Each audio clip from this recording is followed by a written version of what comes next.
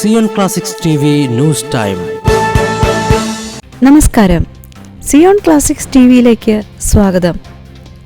സ്വർഗാരോഹണ തിരുനാളിനോട് അനുബന്ധിച്ച് ഒലിവ് മലയിലെ ചാപ്പലിൽ പ്രാർത്ഥന മുടക്കാതെ ക്രൈസ്തവർ. ജെറുസലേമിലെ ക്രൈസ്തവർ സ്വർഗാരോഹണ തിരുനാളിന് പതിവ് തെറ്റിക്കാതെ ഒലിവ് മലയുടെ മുകളിലെ ചാപ്പലിൽ പ്രാർത്ഥന നടത്തി. നിലവിൽ മുസ്ലിം നിയന്ത്രണത്തിലുള്ള അസഷൻ ചാപ്പൽ ആരാധനാക്രമം കൊണ്ടാടുവാൻ ക്രൈസ്തവർക്ക് അവകാശമുള്ള വർഷത്തിലെ ഒരേ ഒരു ദിവസമാണ് സ്വർഗാരോഹണ തിരുനാളെന്ന് കാത്തലിക് ന്യൂസ് ഏജൻസി റിപ്പോർട്ട് ചെയ്യുന്നു. ഗാസയിൽ യുദ്ധം പൊട്ടിപ്പുറപ്പെട്ടതിനു ശേഷം ജെറുസലേമിൽ ക്രിസ്ത്യൻ തീർത്ഥാടകരുടെ ബസ്സുകൾ കാണപ്പെടുന്നത് അപൂർവമാണ്.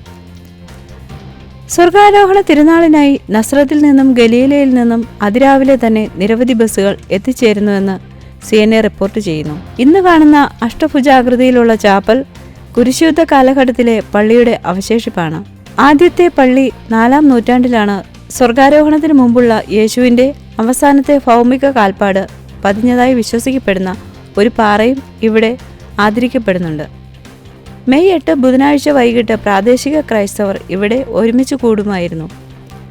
ജെറുസലേമിലെ ലാറ്റിൻ ഇടവകയിൽ നിന്നുള്ള വലിയ കൂട്ടം വിശ്വാസികൾ ഇവിടെ സന്നിഹിതരായിരുന്നു. 1188 ജെറുസലേം കീഴടക്കിയതോടെ സലാഹുദ്ദീൻ ഒലിവ് മല 2 മുസ്ലിം കുടുംബങ്ങൾക്ക് നൽകുകയും അതിനെ ഒരു ഇസ്ലാമിക അടിത്തറയാക്കി മാറ്റുകയും ചെയ്തു. പള്ളിയുടെ സെൻട്രൽ ചാപ്പൽ ഒരു മസ്ജിദാക്കി മാറ്റിയെങ്കിലും ഇന്ന് അത് ആരാധനയ്ക്കായി ഉപയോഗിക്കുന്നില്ല. അസഷൻ ചാപ്പൽ വർഷം മുഴുവനും സന്ദർശിക്കാനും സന്ദർശകർക്കും തീർത്ഥാടകർക്കും വേണ്ടി തുറന്നിട്ടുവെങ്കിലും സ്വർഗാരോഹണ തിരുനാൾ ദിനത്തിൽ മാത്രമാണ് വിശുദ്ധ കുർബാനയും മറ്റ് പ്രവർത്തനങ്ങളും നടത്താൻ അനുമതിയുള്ളൂ. കൂടുതൽ ക്രിസ്തീയ വാർത്തകൾക്കായി ഈ ചാനൽ മറക്കാതെ സബ്സ്ക്രൈബ് ചെയ്യുക.